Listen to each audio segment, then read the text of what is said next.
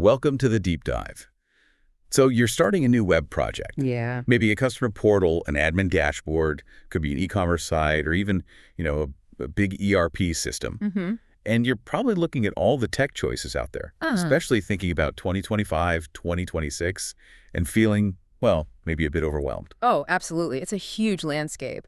Choosing that stack, it feels like a really high-stakes decision. Totally. So our mission today is basically to cut through some of that noise for you. Right. We've gone through our source material on the big players think Angular, React, Odoo, and also CMS platforms like WordPress or maybe Strapi. Yep. And this deep dive, think of it as your shortcut. We want you to quickly get informed, not just on what they are, but what they really mean for performance, flexibility. The learning curve. Exactly. Scalability, and like which one actually fits your specific project. And it's more than just listing features, isn't it? For sure. The goal here, really, is to give you a kind of decision-making guide. We want you to understand why you might pick one over the other. Mm-hmm. What are the real implications for your project's scope, for your team's skills? What about your long-term plans? Yeah. We're really setting the stage to look at how these different tools are, well, fundamentally better suited for solving different kinds of problems, sometimes in ways you might not expect. Okay, great. Let's try and unpack this landscape then. Web development tech. Right. It's pretty clear from what we've seen, picking that stack is, while it's critical, it can really set the direction for the whole project. Definitely. So high level, we're looking at four main sort of architectural styles. We've got Angular, React, then Odoo, which has its own website builder integrated. That's interesting. Yeah, that's a key differentiator. And then that whole category of CMS platforms like WordPress and Strapi, think of them maybe like different blueprints for building things online. That's a good way to put it. Yeah. And to kind of get our bearings, let's jump into what makes them tick, their basic DNA. So if we talk about their type and language, what are they fundamentally built for? Angular, for instance, that's a full JavaScript framework. Mostly uses TypeScript. Right, framework. React, though, is different. It's a JavaScript library, more flexible. Library, okay, so not the same thing. Not exactly. A framework like Angular kind of gives you the whole structure, very opinionated. A library like React gives you pieces, more freedom. Gotcha. Then you've got Odoo, totally different category, really. It's an ERP system plus a CMS, built mainly on Python. And the CMS options. Right, so WordPress, the classic one, runs on PHP. And Strapi, that's a more modern headless CMS, often used with Node.js on the back end. You mentioned Odoo is an ERP system. Just quickly, for anyone listening who maybe isn't deep in enterprise software, what is an ERP, and why is having it integrated with a website like Odoo does such a big deal? Good question. So ERP stands for Enterprise Resource Planning. Think of it as the central nervous system for a business. Okay. It manages all the core stuff, accounting, inventory, CRM, sales, HR, all in one integrated system. Right. Now, the integration part is the game changer.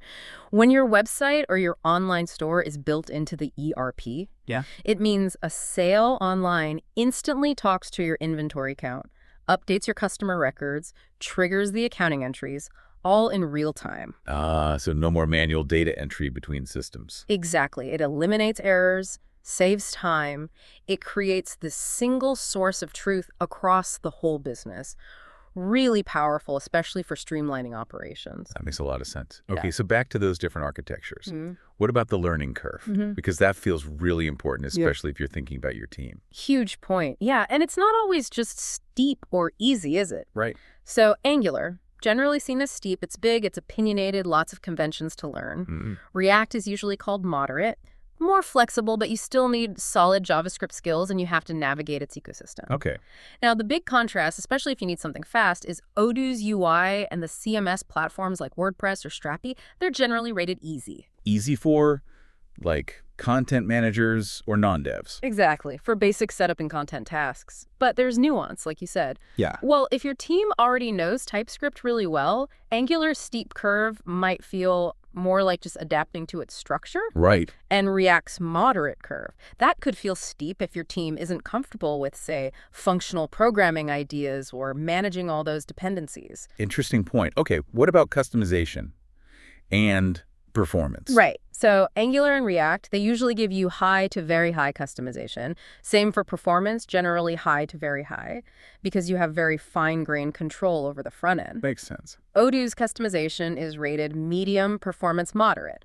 Now, when we say Odoo's customization is back-end heavy, Yeah, what does that mean practically? it means you're mostly working within its Python framework, its ORM. Deep changes often mean extending Odoo's core business logic itself. Ah, so you need specific Odoo and Python skills, not just front-end stuff. Precisely. It's a different skill set than building React components, for sure. And the CMS platforms. They offer high customization potential, too, but performance, that can really vary. It depends heavily on things like your theme, how many plugins you're running, your hosting. Got it. Lots of variables there. Yeah. Then thinking about resources, marketing. SEO is interesting. Okay. Angular and React are maybe medium out of the box, unless you add things like server-side rendering with Next.js for React. Right. Odoo is generally considered good for SEO. And CMS platforms like WordPress, often very good. They're kind of built with SEO in mind from the start. That's a big plus for marketing sites. Huge. And then developer need. How many devs do you need and what kind? Yeah. Angular typically requires high developer resources. It's complex. React is medium, but managing that ecosystem can add overhead if you're not careful. Okay. Odoo, low medium. You mainly need devs for those specific back-end customizations. Right. And CMS, like WordPress or Strappy, generally low. Fewer specialized devs needed for basic setup and content. And hosting.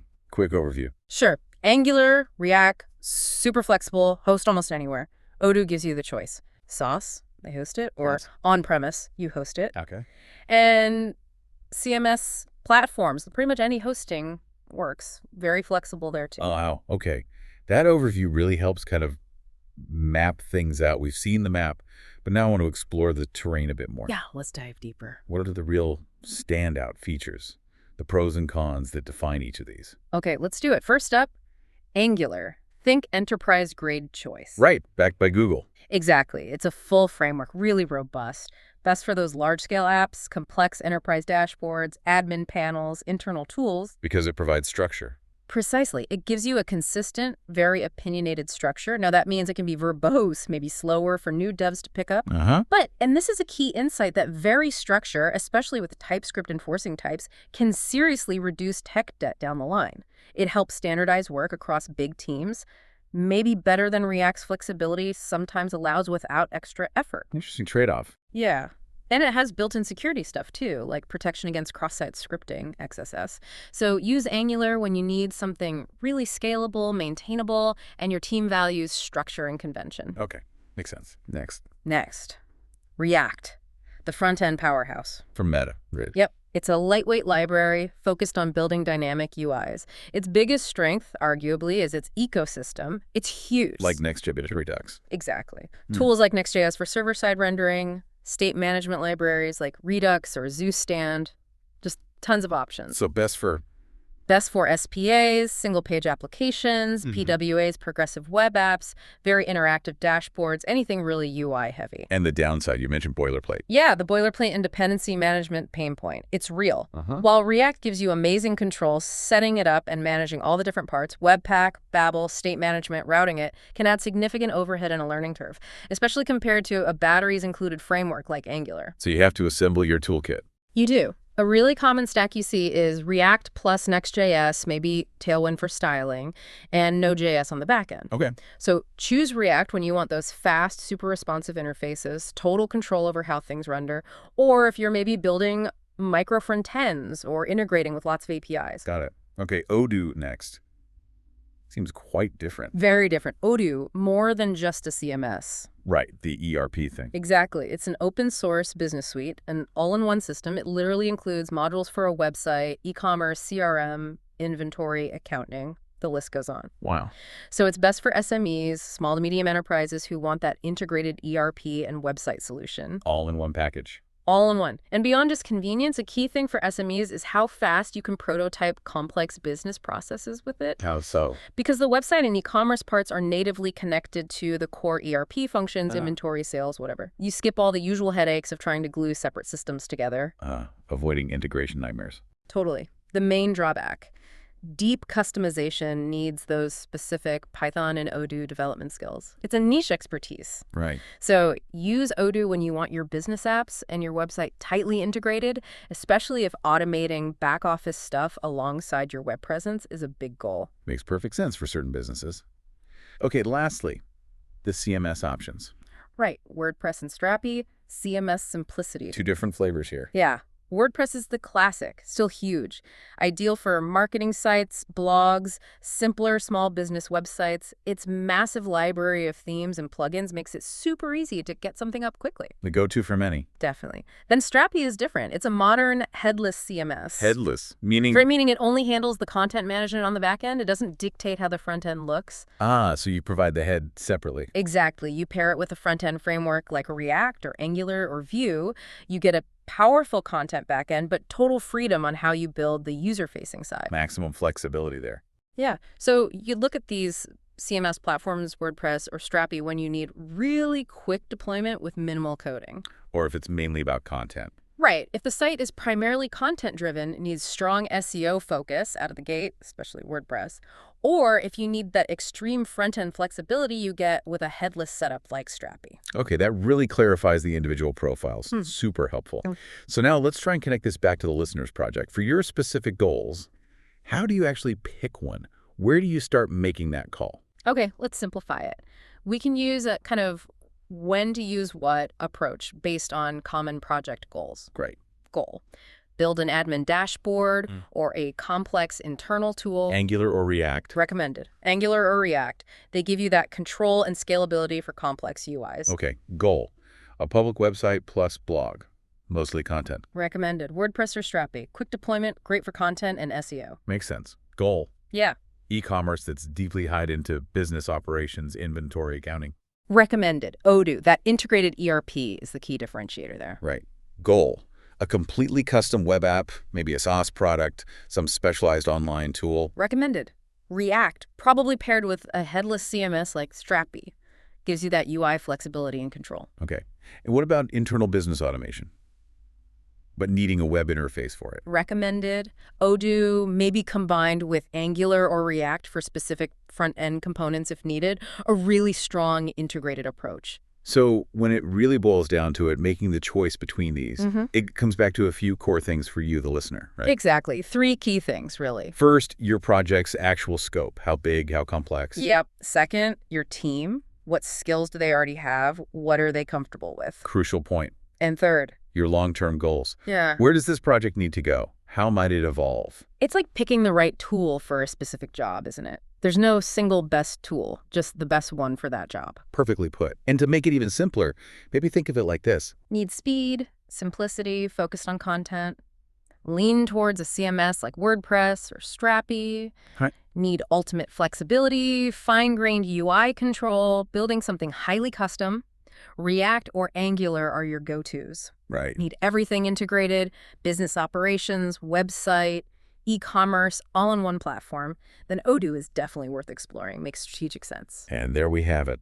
Honestly, just understanding these different approaches, these distinct philosophies, feels incredibly valuable right from the start. It really does. Making that informed choice early on can genuinely save you so much time, money, and let's be honest, probably a lot of headaches down the road. Absolutely. It just makes sure your project gets built on the right foundation for what it needs to do. Which actually raises a final point, something for you, the listener, to really think about as you plan things out. Oh, what's that? Well, we've talked a lot about the initial build, the features, the learning curve, but considering all these strengths and weaknesses we explored, how might the future of your project influence your choice today? Future life. Like long-term maintenance. How easy will it be to update and manage? What about the evolution of the ecosystem around your chosen tech? Will it still be vibrant in 5 years? And maybe crucially, what about talent acquisition? How easy will it be to find developers skilled in that stack later on? Thinking beyond just getting it launched. Exactly. Yeah. How do those future considerations, maintenance, ecosystem health, hiring, impact your decision now beyond just the initial build? Something to chew on.